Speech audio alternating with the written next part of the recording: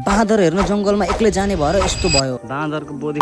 Hello and नमस्ते। आज हो डे 15 र आज चाहिँ म पोहोर सालको दशैंको लुगा लाएर चाहिँ रेडी भइसक्यो, त्यो पनि क्लास जान, किनभने स्टूडेंट्स सब खाली छोड़ी बटाता है।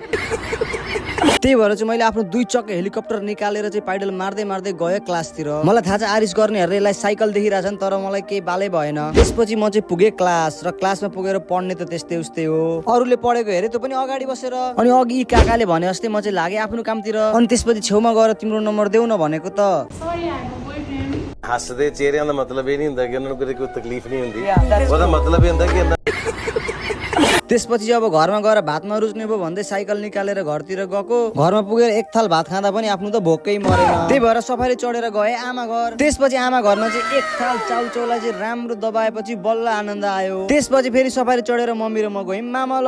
त्यसपछि एकछिन मामलमा बसेर म चाहिँ गएँ बाँदर हेर्नलाई। र जंगलको अलिकति भित्र गएपछि चाहिँ मैले देखेँ एउटा बाँदर, र एउटा मात्रै रहेछ भनेर बाँदरको नजिकै गएको त 2-3 वटा पो बसिरहेका रहेछन्। अनि मैले सुनेको थिएँ फेरि बाँदरले चाहिँ मान्छेलाई कुट्छ अरे भनेर, त्यही भएर चाहिँ बाँदरको बोधी राख्न बेचत हुन्छ मासला।